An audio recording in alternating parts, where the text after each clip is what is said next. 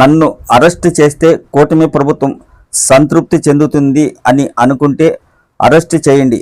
నాతో ఉన్న చిన్న నాయకులను ఇబ్బంది పెట్టవద్దని మాజీ తుడా చైర్మన్ వైసీపీ నేత సెవిరెడ్డి భాస్కర్ రెడ్డి అన్నారు. లిక్కర్ కేసును కూడా నాపై మోపుతున్నారు. డీజీపీ చేస్తున్న పాపాలు వారి కుటుంబాన్ని వెంటాడుతాయి. దేవుడు విధించే శిక్షే కాదు, న్యాయస్థానాలు కూడా శిక్షలు విధిస్తాయి.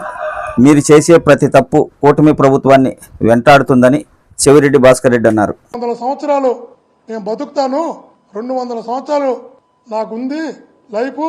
కాబట్టి ఇక్కడ గుర్తుపెట్టుకో డీజీపీ గారు, చేసే ప్రతి తప్పుకి భగవంతుడు ఆలోచిస్తుంటాడు. మీరు తీసుకునే ప్రతి నిర్ణయాన్ని భగవంతుడు ఆలోచిస్తుంటాడు. మీరు పెట్టేటటువంటి సామాన్యులకు, ఏ తప్పు చేయని వారికి, అమాయకులకు కేవలం ఆ పోస్టింగ్లో కూర్చోవడం కోసం మీరు తీసుకునే నిర్ణయాలన్నీ, ఆ పాపాలన్నీ మిమ్మల్ని, మీ కుటుంబాన్ని వెంటాడుతాయని గుర్తుపెట్టుకో. భగవంతుడు విధించే శిక్షే కాదు, రేపు న్యాయస్థానం ముందు ఈరోజు నన్ను మీరు జైలుకి పంపొచ్చు. డీజీపీ గారు, కమిషనర్ ఆఫ్ పోలీస్ రాజశేఖర్ బాబు గారు, కింద పైన పడుకున్న తపన పడుతున్న, తాపత్రయపడుతున్న కొల్లు శ్రీనివాస్ గారు ఈరోజు ఇబ్బంది పెట్టొచ్చాయా? ఇబ్బంది పెట్టండి. కానీ సమయం వచ్చినప్పుడు దేవుడు విధించే శిక్షతో పాటు న్యాయస్థానాలు కూడా మీకు శిక్ష విధిస్తాయి. గుర్తుపెట్టుకోండి. ఖచ్చితంగా చెప్తున్నా, చేస్తున్న ప్రతి తప్పు మిమ్మల్ని వెంటాడుతుంది భవిష్యత్తులో. గుర్తించుకోమని దేవుణ్ణి నమ్మే వ్యక్తిగా చెప్తున్నా. చేసుకోండి, రెడీగా మీరు అరెస్ట్ చేసుకొని. కానీ సామాన్యులు ఇబ్బంది పెట్టదండి. పాపం చిన్న చిన్న వాళ్ళని నరకం చూపించకండి.